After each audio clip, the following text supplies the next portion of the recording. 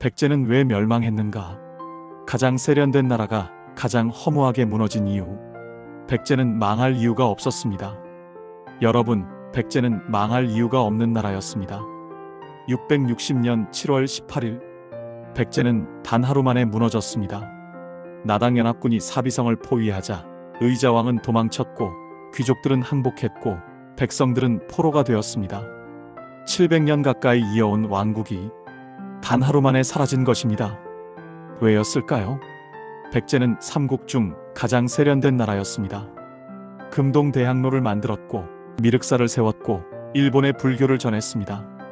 중국 남조와 외교 관계를 맺었고 외와 긴밀한 동맹을 유지했습니다. 문화적으로는 삼국 중 최고였고 외교적으로는 가장 개방적이었습니다. 그런데 왜 백제는 고구려처럼 끝까지 싸우지 못했고 신라처럼 살아남지도 못했을까요? 백제 멸망의 비밀은 약해서 망한 것이 아닙니다. 스스로 무너진 것입니다. 오늘 이야기는 백제 마지막 100년 스스로를 파괴한 나라의 이야기입니다. 백제는 어떻게 강국이 되었는가? 백제의 시작. 백제는 기원전 18년 온조왕이 한강 유역에 세운 나라입니다. 삼국사기에 따르면 온조는 고구려 시조 주몽의 아들이었지만 왕위를 포기하고 남하했습니다. 10명의 신하와 함께 한강 하류에 도착한 온조는 위례성을 세우고 백제를 건국했습니다. 백제의 출발은 고구려, 신라보다 늦지 않았습니다. 하지만 백제의 성장 방식은 달랐습니다. 해상 강국 백제. 백제의 가장 큰 특징은 바다를 활용했다는 것입니다. 고구려는 대륙으로 향했고 신라는 내륙에 갇혀 있었지만 백제는 서해를 통해 세계로 나갔습니다. 4세기 근초고왕 시기, 백제는 전성기를 맞이합니다. 근초고왕 제위 346년부터 375년은 백제를 동아시아 강국으로 만든 왕이었습니다. 북으로는 고구려 평양성을 공격해 고구권왕을 전사시켰고 남으로는 마한의 자녀 세력을 통합했고 서쪽으로는 중국 동진과 외교 관계를 맺었고 동쪽으로는 일본 열도의 문화를 전파했습니다. 일본 서기에는 이런 기록이 있습니다. 백제 근초 고왕이 외왕에게 칠지도를 보냈다. 칠지도는 단순한 선물이 아니었습니다. 군사동맹의 증표였습니다. 백제는 외를 통해 한반도 남부에서의 영향력을 확대했습니다. 백제의 해상 무역은 대단했습니다. 중국 남조의 선진 문물을 받아들였고 외에 철과 기술을 수출했고 가야와 교역했습니다. 백제는 한반도에서 가장 먼저 국제 감각을 갖춘 나라였습니다. 문화 강국 백제. 백제하면 가장 먼저 떠오르는 것은 문화입니다. 1971년 발굴된 무령왕릉은 백제 문화의 수준을 보여줍니다. 금관, 금귀걸이, 금제관식 모두 정교하고 세련되었습니다. 중국 남조 양나라의 영향을 받았지만 백제만의 독특한 미감이 있었습니다. 1993년 발견된 백제금동대학로는 당대 최고 수준의 공예품입니다. 높이 64cm의 향로에 산, 사람, 동물, 용이 정교하게 조각되어 있습니다. 불교, 도교, 토속 신앙이 하나로 어우러진 백제인의 세계관이 담겨 있습니다. 미륵사는 백제 최대의 사찰이었습니다. 3개의 탑과 3개의 금당이 있는 독특한 구조. 일본 범융사에 영향을 준 건축 양식. 백제는 전쟁보다 문화에 강했습니다. 그런데 이것이 나중에는 백제의 약점이 되었습니다. 결정적인 전환점 475년 한성 함락. 백제의 운명이 바뀐 해는 475년입니다. 고구려 장수왕이 3만 대군을 이끌고 백제 수도 한성을 공격했습니다. 백제 계로왕은 준비가 되어 있지 않았습니다. 고구려 군대는 한성을 포위했고 7일 만에 성이 함락되었습니다. 계로왕은 도망치다 붙잡혀 아차산에서 처형되었습니다. 이때부터 백제는 변했습니다. 수도를 웅진, 지금의 공주로 옮겼습니다. 한강 유역을 잃었습니다. 한강 유역은 백제의 심장이었습니다.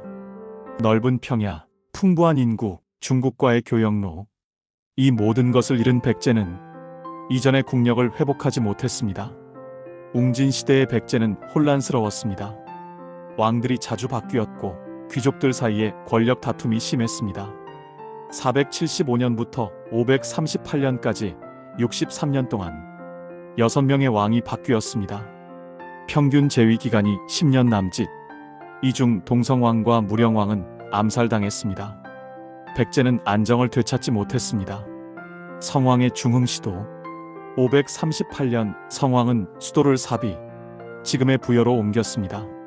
성왕 제위 523년부터 554년은 백제를 다시 일으켜 세우려 했습니다.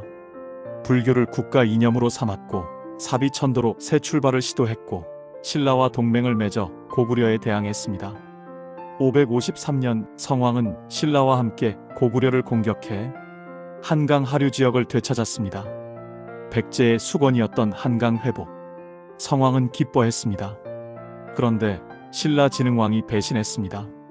553년 신라는 백제를 몰아내고 한강 유역을 혼자 차지했습니다. 120년 넘게 유지되던 나제 동맹이 깨진 순간입니다. 성왕은 분노했습니다. 554년 성왕은 신라를 치기 위해 직접 군대를 이끌었습니다. 관산성 전투 후 백제군은 신라군과 맞섰지만 성왕은 신라 복병에 걸려 전사했습니다. 국왕이 전장에서 죽은 것입니다. 백제는 다시 한번 큰 타격을 입었습니다. 이때부터 백제와 신라는 원수가 되었습니다. 백제를 무너뜨린 진짜 이유, 백제가 멸망한 이유는 나당연합군의 침공만이 아닙니다. 이미 그 이전에 백제는 내부에서 무너지고 있었습니다. 첫째, 귀족 국가의 한계. 백제는 철저한 귀족 연합 국가였습니다. 고구려는 왕권이 강한 나라였고 신라는 골품제로 신분 질서가 명확했지만 백제는 귀족들의 합의로 움직이는 나라였습니다. 이것은 평화로울 때는 장점이었습니다. 여러 의견을 수렴하고 합리적으로 결정하고 권력이 분산되어 독재를 막을 수 있었습니다. 하지만 전쟁 앞에서는 치명적인 약점이 되었습니다. 백제 귀족들은 22개 대성 씨족으로 나뉘어 있었습니다. 진씨, 해씨, 목씨, 사씨, 연씨, 협씨, 백씨, 국씨. 이 귀족들은 각자의 영지를 가지고 있었고 독자적인 군사력을 보유하고 있었습니다. 왕은 이들을 완전히 통제할 수 없었습니다. 위기 상황에서 귀족들은 통일된 결정을 내리지 못했습니다. 누구는 항전을 주장했고 누구는 항복을 주장했고 누구는 도망을 준비했습니다. 660년 나당연합군이 침공했을 때 백제 조정은 제대로 된 대응을 하지 못했습니다. 각자 도생. 귀족들은 국가보다 자신의 가문을 먼저 생각했습니다. 둘째, 의자왕의 오판. 의자왕은 백제 마지막 왕입니다. 의자왕 제위 641년부터 660년은 무능한 폭군으로 기억되곤 합니다. 삼천궁녀 이야기가 유명하지만 이것은 사실이 아닙니다. 삼국사기에도 삼천궁녀 기록은 없습니다. 이것은 후대에 만들어진 이야기입니다. 실제 의자왕은 초반에는 능력 있는 왕이었습니다. 641년 즉위한 직후 의자왕은 신라를 공격했습니다. 642년 백제는 신라의 대야성을 함락시켰습니다. 신라 김춘추의 사위 김품석이 전사했고 딸도 죽었습니다. 김춘추는 복수를 다짐했습니다. 643년부터 648년까지 백제는 신라의 40여 개 성을 빼앗았습니다. 신라는 위기에 몰렸습니다. 의자왕은 자신감이 넘쳤습니다. 신라는 곧 무너질 것이다. 하지만 이것이 오판이었습니다. 의자왕이 놓친 것들이 있었습니다. 첫째, 신라를 완전히 무너뜨리지 못했습니다. 백제는 신라의 서쪽 국경을 압박했지만 신라의 심장부인 경주까지는 가지 못했습니다. 신라는 버텼습니다. 둘째, 고구려와의 전략적 연대에 실패했습니다. 백제와 고구려는 모두 신라를 적으로 여겼습니다. 만약 백제와 고구려가 동시에 신라를 쳤다면 신라는 무너졌을 것입니다. 하지만 고구려는 당나라와 싸우느라 바빴고 백제는 혼자 신라를 쳤습니다. 셋째, 당나라의 개입을 과소평가했습니다. 의자왕은 신라가 당나라를 끌어들일 것이라고 예상하지 못했습니다. 648년 신라 김춘추가 당나라를 방문해 나당 동맹을 맺었을 때 백제는 이것을 심각하게 받아들이지 않았습니다. 당나라가 멀리까지 와서 전쟁을 하겠는가? 이것은 치명적인 오판이었습니다. 넷째, 내부 개혁에 실패했습니다. 의자왕 말년, 백제 조정은 부패했습니다. 충신들은 제거되었고 간신들이 권력을 잡았습니다. 성충과 흥수 같은 충신들이 의자왕에게 간언했습니다. 당나라와 신라가 쳐들어올 것입니다. 미리 대비해야 합니다. 의자왕은 듣지 않았습니다. 성충은 옥사했고 흥수는 귀양을 갔습니다. 의자왕 주변에는 아첨하는 신하들만 남았습니다. 셋째, 외교 고립. 백제는 원래 외교의 나라였습니다.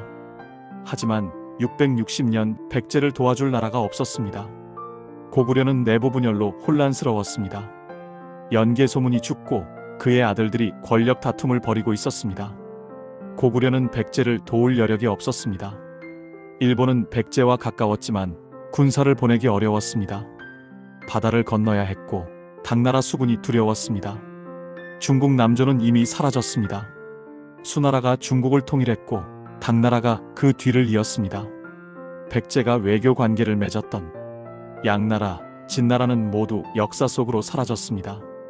당나라는 신라 편이었습니다. 백제는 완전히 고립되었습니다. 넷째, 군사력의 한계.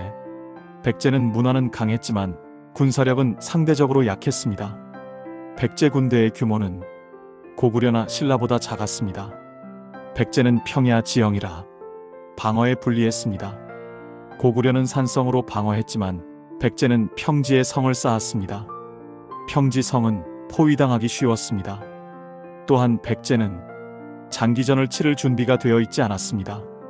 식량 비축이 부족했고 군사훈련이 제대로 되지 않았고 귀족들의 사병은 통합되지 않았습니다. 백제는 전쟁에 취약한 나라였습니다. 660년 백제의 마지막. 660년 7월 나당연합군이 백제를 침공했습니다. 당나라는 13만 대군을 보냈고 신라는 5만 군대를 이끌었습니다. 총 18만 명. 백제는 준비되지 않았습니다. 황산벌 전투 후 7월 9일 신라군이 황산벌에 도착했습니다. 백제는 계백 장군을 보냈습니다. 계백은 결사대 5,000명을 이끌었습니다. 계백은 출정 전에 자신의 처자를 죽였습니다. 나는 돌아오지 못할 것이다. 가족이 적의 포로가 되느니 차라리 내 손으로 보내겠다. 계백의 결사대는 황산벌에서 신라군을 막았습니다. 신라 화랑 관창이 3번 돌격했습니다. 첫 번째 돌격에서 붙잡혔지만 계백은 관창을 살려보냈습니다. 어린 나이에 용맹하구나. 돌아가라. 관창은 다시 돌격했습니다. 두 번째 돌격에서도 붙잡혔고 또다시 돌려보냈습니다. 세 번째 돌격. 이번에는 관창이 전사했습니다. 계백의 결사대는 끝까지 싸웠습니다. 하지만 병력 차이를 극복할 수 없었습니다. 신라군은 계속 밀려왔고 결사대는 전멸했습니다. 계백도 전사했습니다.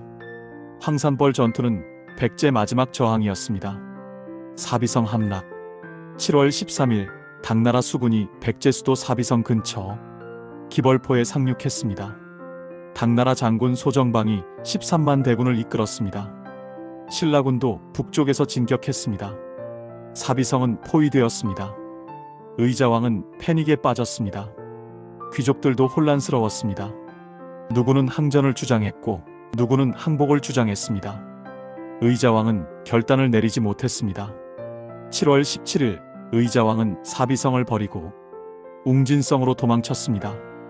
왕이 도망친 것입니다. 백성들은 남겨졌고 귀족들도 각자 도망쳤습니다. 7월 18일 사비성이 함락되었습니다. 나당연합군이 성 안으로 들어왔습니다. 저항은 거의 없었습니다.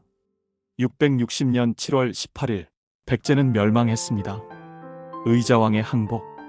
웅진성으로 도망친 의자왕은 며칠 버티지 못했습니다. 신하들이 항복을 권했고 의자왕은 받아들였습니다. 7월 말 의자왕은 당나라 소정방에게 항복했습니다. 의자왕과 태자 그리고 왕족들은 당나라로 끌려갔습니다. 백제 왕실은 역사에서 사라졌습니다. 백제 부흥운동의 실패. 백제가 멸망한 뒤 백제 유민들은 부흥운동을 시작했습니다. 복신과 도칠이 주도했고 외에 있던 왕자 부여풍을 왕으로 모셨습니다. 부흥군은 200여 개 성을 회복했습니다. 하지만 내분이 일어났습니다. 복신과 도칠이 권력 다툼을 벌였고 부여풍은 복신을 죽였습니다. 부흥군은 분열했습니다. 663년 백강 전투에서 외의 수군이 패배하자 백제 부흥운동은 끝났습니다. 백제는 완전히 사라졌습니다. 백제는 왜 부흥하지 못했는가? 고구려는 멸망 후 발해로 이어졌고 신라는 살아남았습니다. 하지만 백제는 왜 부흥하지 못했을까요? 첫째, 왕권의 상실이었습니다. 의자왕이 항복한 순간 백제의 정통성은 사라졌습니다. 부여풍을 왕으로 모셨지만 그는 외에서 자란 인물이었고 백성들의 지지를 받지 못했습니다. 둘째, 귀족 사회의 붕괴였습니다. 백제는 귀족 중심 국가였는데 주요 귀족들이 모두 항복하거나 죽었습니다. 남은 귀족들도 권력 다툼에만 몰두했습니다. 셋째, 대중적 기반의 부재였습니다. 고구려는 전 국민이 전사였기에 부흥운동에 백성들이 적극 참여했습니다. 하지만 백제는 귀족 중심 사회였고 백성들은 전쟁에 익숙하지 않았습니다. 부흥운동은 소수 군인들의 저항으로 그쳤습니다. 넷째, 외부 지원의 실패였습니다. 외는 백강 전투에서 대패한 뒤 더 이상 백제를 도울 수 없었습니다. 당나라 수군의 위력 앞에서 외의 함대는 무력했습니다. 백제 부흥운동은 결국 실패로 끝났습니다. 에필로그 백제가 남긴 것. 백제는 패배했지만 완전히 사라지지는 않았습니다. 백제의 유산은 세 곳에 남았습니다. 첫째, 일본입니다. 백제 멸망 후 많은 백제 유민들이 일본으로 건너갔습니다. 이들은 일본 문화 발전에 기여했습니다. 일본의 고대 사찰들, 아스카 문화, 나라 문화에는 백제의 흔적이 가득합니다. 법융사, 약사사, 동대사, 이 사찰들은 백제 건축 양식의 영향을 받았습니다. 일본 왕실에도 백제계 인물들이 있었습니다. 2001년 일본 아키히토 천황은 이렇게 말했습니다. 나의 조상 중에 백제 무령왕의 후손이 있다. 백제는 일본 문화의 뿌리 중 하나입니다. 둘째, 통일신라입니다. 신라가 삼국을 통일한 뒤 백제 지역 백성들도 신라 백성이 되었습니다. 백제의 기술자, 장인, 승려들은 신라 문화 발전에 기여했습니다. 불국사와 석굴암에도 백제 장인들의 손길이 있었습니다. 통일신라 문화는 신라 고구려 백제의 융합이었습니다. 셋째, 우리 기억 속입니다. 백제는 멸망했지만 그 찬란한 문화는 기억됩니다. 금동대학로, 미륵사지 석탑, 무령왕릉, 이 유물들은 오늘날까지 백제의 세련됨을 증명합니다. 백제는 이기지 못한 나라였지만 잊히지 않은 나라입니다. 백제는 왜 멸망했는가? 약해서가 아닙니다. 문화가 부족해서도 아닙니다. 변화하지 못했기 때문입니다. 강한 시대에는 세련됨이 힘이 되지만 위기의 시대에는 결단이 필요합니다. 백제는 끝까지 귀족 정치를 유지했고 끝까지 합의를 추구했고 끝까지 외교에 의존했습니다. 그 사이 신라는 당나라와 손잡았고 고구려는 끝까지 싸웠습니다. 백제는 그 선택의 순간을 놓쳤습니다. 역사는 때로 가장 아름다운 것이 가장 먼저 사라진다는 것을 보여줍니다. 백제가 그랬습니다. 참고 자료 및 출처. 본 영상은 다음의 역사적 사료와 학술 연구를 바탕으로 제작되었습니다. 삼국사기 백제본기, 삼국유사, 일본서기, 구당서 및 신당서, 자치통감, 국사편찬위원회, 한국사 데이터베이스, 동북아 역사재단 연구자료, 백제사 관련 국내외 학술 논문 다수. 이 영상의 내용은 역사적 사실에 기반하여 구성되었으며 사료에 명확히 기록된 내용을 중심으로 서술했습니다. 다만 역사 해석은 관점에 따라 다를 수 있으며 특히 백제 멸망 원인에 대해서는 학계에서도 다양한 견해가 존재합니다. 어떤 학자는 외교 실패를 강조하고 어떤 학자는 군사력 부족을 강조하며 어떤 학자는 내부 분열을 강조합니다. 이 영상은 여러 요인을 종합적으로 다루되 특히 백제 사회 구조의 한계에 주목했습니다. 역사는 절대적 진실이 아니라 끊임없는 해석의 과정입니다. 이 영상을 보시는 여러분도 스스로 생각하고 판단하시길 바랍니다. 역사에는 정답이 없습니다. 다만 우리가 배울 교훈이 있을 뿐입니다. 백제의 멸망에서 우리는 무엇을 배울 수 있을까요? 변화하지 않으면 도태된다는 것, 위기 앞에서는 결단이 필요하다는 것, 아무리 찬란한 문화도 힘없이는 지킬 수 없다는 것. 이것이 백제가 우리에게 남긴 마지막 교훈입니다. 감사합니다.